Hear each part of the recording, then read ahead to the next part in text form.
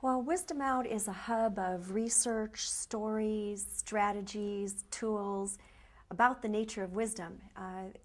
There's an interesting story behind how Wisdom Out got started, actually. I'm one of those people, I guess you might say, kind of geeky, because I took my doctoral dissertation, which was on the nature of wisdom, and I turned it into my life's interest and passion. This isn't to say at all that I consider myself wise. In fact, I'm just like most of us, just on a journey, getting a little wiser every day, much to, as the saying goes, my extreme mortification.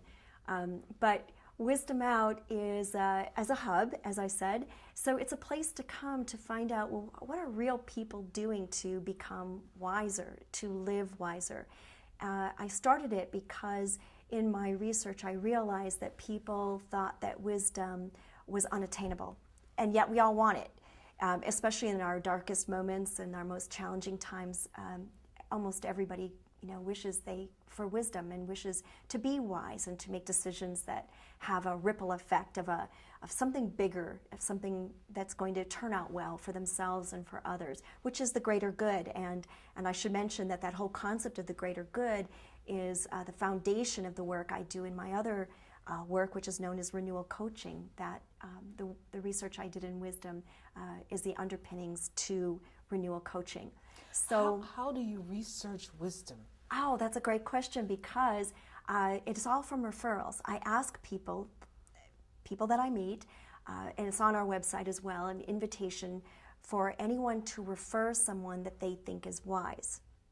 And that's pretty important to the whole process, because while I'm also finding out about wisdom, the nature of wisdom and the people referred, I'm also learning what kind of this consensus about what people think wisdom is, because the nature of the referrals tend to play in certain areas. For instance, people who are wise, as I've already alluded to, usually are involved in activities, work, volunteer, something in their life that's creating something good for other people. They're not just waking up and going to work each day and feeling that what they do is meaningless. They really are connected to making a difference in the world.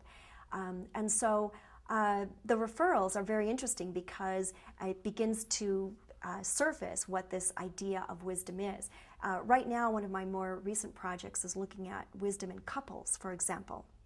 And couples, I chose that area to illuminate further through the lens of wisdom, if you will, because people started writing to me and asking me, why don't you say something about wisdom in relationships? Because this is an area where so many of us struggle.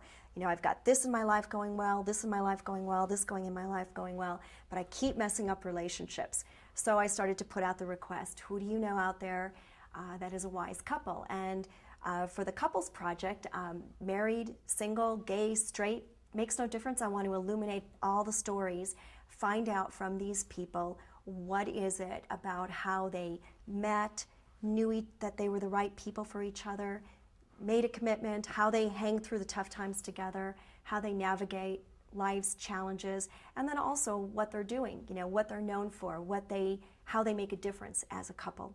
So that project's really exciting and really fun, and meeting a lot of really great people. So that's how I begin to find out what wisdom is, what it looks like, how it behaves, what people do on a daily basis. And when I begin to translate all of that into these tools and stories and ideas, then more of us can relate and can see wisdom as possible.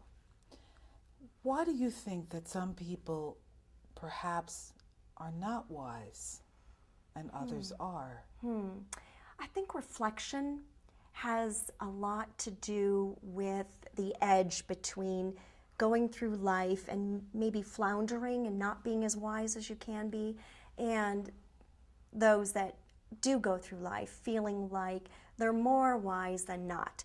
Wisdom is not a synonym for perfection, and I think that scares people off. They think, well, surely I can't be wise because look at all the goofy things I've done in my life. I'm not wise. But we can have wisdom and not totally be as wise as we're going to be someday. But reflection, I think, is what gives the edge, what causes someone to be wiser the next time around. How does someone participate with you in Wisdom Out? Well, we have a website, wisdomout.com. We also have, I get out there and I talk to groups and do keynotes for organizations, and we have a newsletter that comes out on a monthly basis that has these stories that I'm discovering, and also has then tools for practical wisdom that you can use every day. On the website, we have a referral process. We have a blog, so we want people to be writing back and forth and sharing their stories of wisdom.